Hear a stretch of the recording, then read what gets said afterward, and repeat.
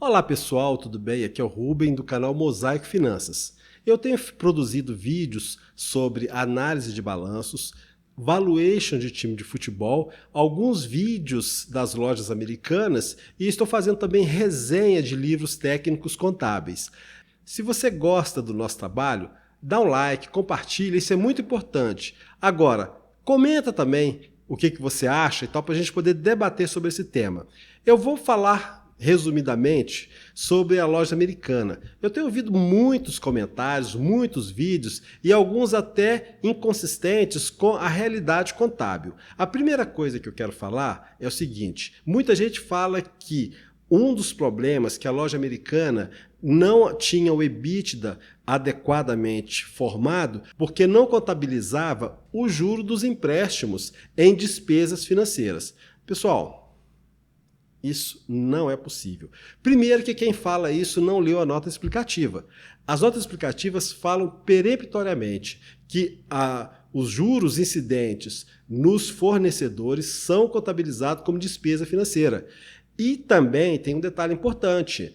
Tem o CPC 16 e o CPC 20 do Conselho Federal de Contabilidade que determina que, caso haja juros sobre uma contratação de fornecedores, por exemplo, o fornecedor vendeu a prazo por R$1.000, mas se pagasse à vista seria 900.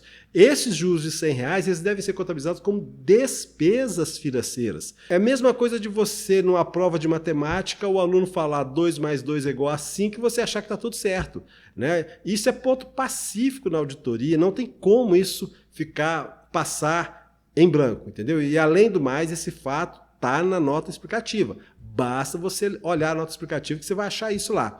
Bom, isso é o primeiro ponto. O segundo ponto é o seguinte: ela contabilizou empréstimos na conta de fornecedores, ok? Eu já falei que isso muda a estrutura de capital. Quando você tem fornecedores, você tem variação no capital circulante líquido, tá? E quando você tem aumento do empréstimo, você tem aumento da estrutura de capital que muda o seu WACC, ou seu custo de oportunidade de capital. Então é o seguinte: variação do capital circulante líquido está no numerador da fórmula do valuation. WACC, ou custo ponderado de capital, está no denominador. Isso significa o seguinte: se você aumentou seu numerador porque você considerou fornecedores na variação do capital circulante líquido, você aumentou seu numerador e ao mesmo tempo você diminuiu seu denominador por causa da estrutura de capital menor, significa que você aumentou o enterprise value. Isso, em última análise, significa o seguinte: se eu tenho uma carteira de ações e eu faço lá o valuation para fazer a avaliação da minha carteira e eu vejo que tem possibilidade das lojas americanas terem maior rentabilidade nas ações porque o valuation é maior, né, mais positivo, eu vou recomendar para os meus clientes a compra de lojas americanas. A terceira coisa são os covenants, que são as cláusulas contratuais que permitem a liquidação ou a cobrança imediata de um contrato, caso alguns indicadores contábeis, tá? Isso é importante frisar que alguns indicadores contábeis sejam mudados. Um deles, muito comum, é a dívida líquida sobre o EBITDA. Normalmente, essa equação está em torno de 2 a 3. Então é o seguinte: consequentemente, se a alteração nessa cláusula tem a cobrança imediata. Imagina você que tem um contrato de 5 anos, 3 anos, né, de longo prazo, ser cobrado agora, se você é um debenturista ou se você é um banco que faz algum tipo de empréstimo.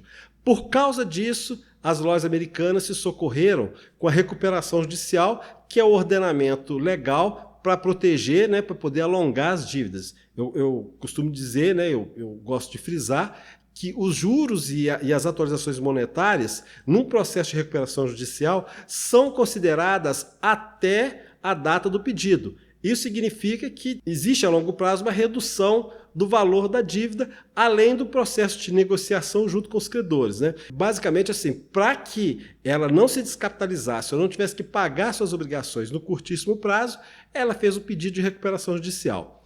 A quarta coisa que está sendo muito pouco comentada, mas é um fato relevante a ser observado, é que o CEO comentou que um dos problemas seria os impairments. O que é o impairment? O impairment é quando você prevê uma perda no valor do seu ativo. Por exemplo, você tem um veículo que você na contabilidade está registrado por 30 e o valor de mercado dele esteja por 20. Então, assim, a contabilidade está maior, então ela tem que reconhecer uma perda de 10.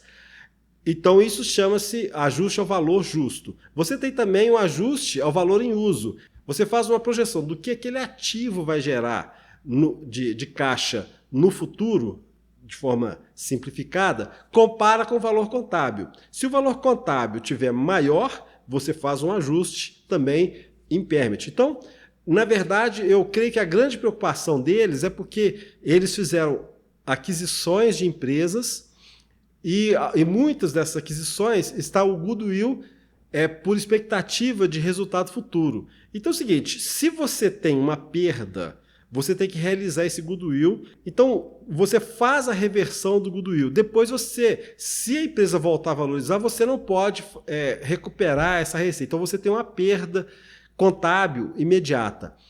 Então, basicamente é isso. O impairment, eu imagino que iria afetar as contas de investimento de maneira significativa, principalmente em relação ao goodwill gerado por expectativa de rentabilidade futura, além, obviamente, né, talvez as perdas de equivalência patrimonial que já seriam comuns, já seriam esperado normalmente. Então, pessoal, basicamente é isso. A minha visão em relação ao impairment seria isso. Então é isso. Em resumo, é o que eu gostaria de falar aqui para vocês. Se vocês gostaram, curtam, dá um like, compartilha. Isso é muito importante, tá? Deixa seus comentários aqui. Um abraço e até a próxima.